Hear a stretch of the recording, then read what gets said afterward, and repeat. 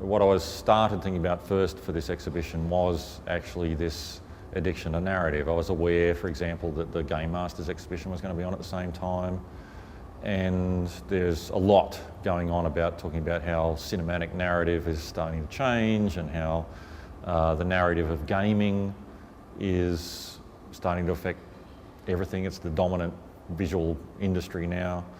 And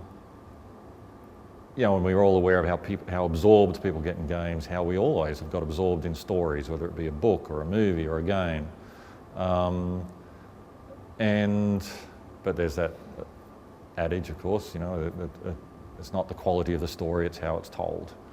And I'm trying to look at that contemporary art narrative and that sort of mindset that one comes to a contemporary art exhibition and somewhat disrupt that and create a more of an individual, curiosity-based, investigative impulse that is really, try and circumvent the need to look to the curatorial essay first. Really just go for full-on process of discovery in the hope that there's more individual experience, more individual ideas of narrative built up.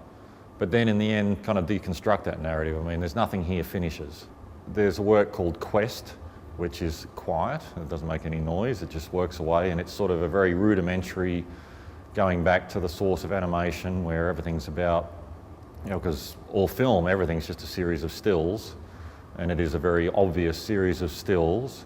It sort of relates to the gaming crowd a little bit because it's just me undertaking this quest. All gaming narrative seems to be some sort of quest. And it's me endlessly, it's just an animation of me running, jumping the occasional barrel, climbing the occasional ladder, and sort of valiantly going nowhere. And that sort of, to me, is sort of between this old, rich visual narrative to a different sort of rich in a completely different way sort of narrative structure that things seem to me to be trending towards.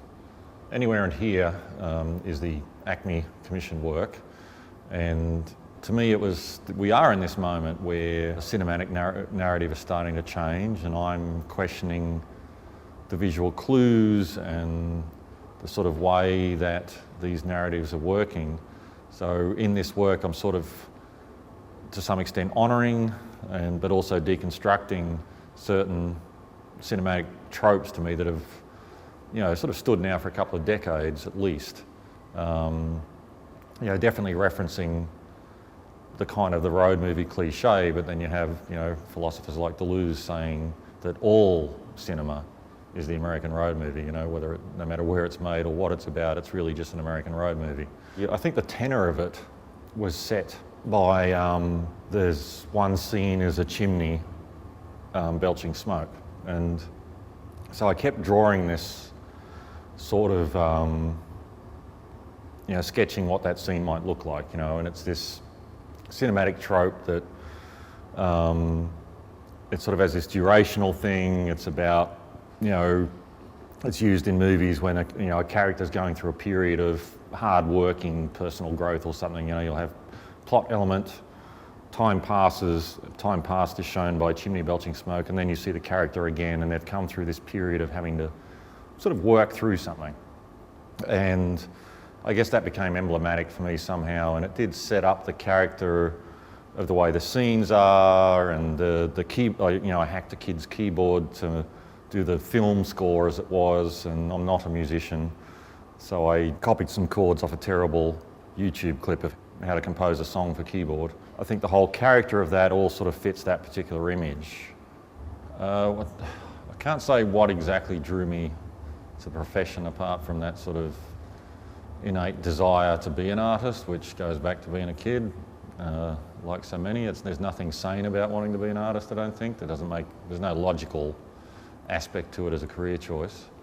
My own personal trajectory has led through being an engineer, being kind of a dropout, making pottery for a living, through to then pursuing the art full on. Once I started studying art, I moved to New York. My studio is actually an old meat packing plant, an unusual place for a vegetarian to work, but and it's a cheap space, it's ramshackle. All my studios have been related to industrial process somehow. I've been next to a lot of sweatshops and unusual things, not so much in the artist building, the coolness. I've tended to be on the fringes of industry. That sort of motivates me more, I think. That sort of, there's a different sort of work ethic around these places that somehow keeps me working. And there's a visibility to how things work, I think, around those sorts of environments, which generally New York has, and I just get myself a bit closer to it again. So yeah, I've always had studios in interesting places. In a way, I'd say my process is kind of like a modernist traditional art process. You know, take the material and see what it will do. But my idea of what the material is, I think if you take a genuine look at contemporary society, the material is now a lot of imported crap from third world countries, and a lot of somewhat accessible technological items, and you know, that really is the material of society today. I mean, I think also for artists that still paint and do all sorts of traditional art things, their own process has become so much more modularized. I mean, how many people now mix their own paint? How many people now, you know, do this? We're all dependent on this sort of modular makeup. And so I just choose these modules of, you know, crap furniture that are generally available to us all. That's just the module I choose instead of a tube of paint. And then I try and see what, you know, a bit of technology, a cheap camera and a chair will do. The research is visual. I mean, there's an idea of certain images or certain generated images that I have a kind of a misunderstood fascination for. I don't really know where it comes from. My own visual research is just to conflate everything. I think art's fantastic because you get to conflate everything to be an artist. You know, it doesn't really, everything is input and you just absorb and you just see what happens, what comes out. It's only when I get down to the specifics of wanting something to happen that I might have to get very specific in my research about, you know, how can I get this to switch on and off? And it's like, okay, I need to learn how to program a microcontroller, I need to learn this electronics, I need to do this, and I'll either find people that can help me, but I tend to like to be self-reliant, so I usually get some books and I teach myself what I need to know. In terms of the visual aspects of the research, it might be like, why does this image persist in my sketchbook? Why do I keep coming back to that? And that might get into more like research of cinematic history or something like that as to why this particular, you know, image is something to render comes to mind. Well, I hope people engage with my work in a way that establishes a desire for investigation. You know, I hope beyond the curiosity and the fascination with the invention and so on that's in it, I think that's possible. I hope that they might experience certain moments of narrative desire out of it, like to follow a simple trajectory, even if it's out of the work that's just generating lit text, that it's sort of,